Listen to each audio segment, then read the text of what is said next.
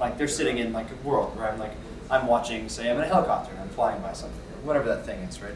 And then there's sort of the game where it's like I'm walking through this world and whatever. And there's that sort of like what feels good in each is really different, right? So sitting inside a world where there's some gigantic dinosaur in front of you is awesome, right? And that feeling of scale works really well. But like maybe movement doesn't work so well, or like all these sorts of interesting like the things that you're used to in a lot of games don't necessarily work in VR. Like everyone's used to moving and shooting in a console game or your television, right? But movement, if you don't do it right, can feel really weird. Sudden shifts of your head can feel really weird if you don't do it right. So it's like experimenting with that sort of form is relatively new in the industry because not a lot of people have been doing VR outside of like the academics back in the 80s and those commercial headsets that came out back in the day. So it's like I'm currently working on a project that's like a mixture of video and virtual world, and it's like getting everything to sync so that this movie is running at a certain frame rate and it looks really smooth, and then I look at this virtual world, making sure that it's still pretty, but the computations aren't so massive that like all of a sudden this is a slideshow and this is in reality, right? Like this, like it's really interesting problems, but they're different than the traditional stuff that you have in a game. It's sort of yeah, it's funny. We were trying to make a shooter on tablet and on phone, and we realized that one of the things that's really frustrating, kind of just like it used to be on console, is that moving, shooting, and aiming is very difficult on the one screen. So we said, well, what if we just kind of like the sniper games, just removed movement from it and just made it all about aiming and shooting, and then kind of moving you from spot to spot.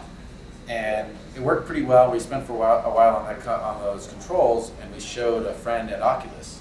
And he's like, "Can you get this to work on the Samsung, the Galaxy 5?" And we're like, "Sure." Why? He's like, "Because I think that would just really work well on the Gear VR." Yeah. And so we did, and then we like snapped it on the mobile Gear VR, and it just worked beautifully because you didn't get sick because you were just looking around and shooting, and you didn't move. And how were you shooting?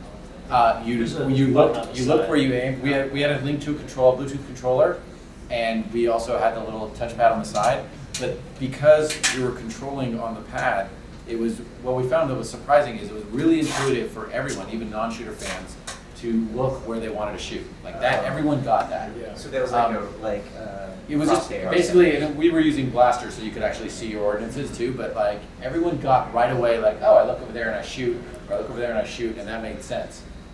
And the second that you would move, people would be like, oh, well, yeah, that's it. And so we just kind of just said, well, what if we just kind of made it more like a shooting gallery and just stood there and you shot all around? And there was really cool design challenges on like, oh, you can have guys appear from behind you and you're doing this.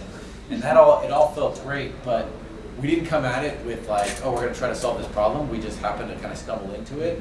But we solved one of the major problems, like accidentally, by having it in a different medium. And then we thought it was really cool, and Oculus thought it was really cool, so we released it as a prototype, and it's done really well as just kind of a demo out there. But to your point, there's no one that has this technology. There's no one that has the Samsung Gear, and there's no market for it, and there's no no real killer app for it that's driving people to buy it. So it's kind of like solving a problem years before there's a demand for it.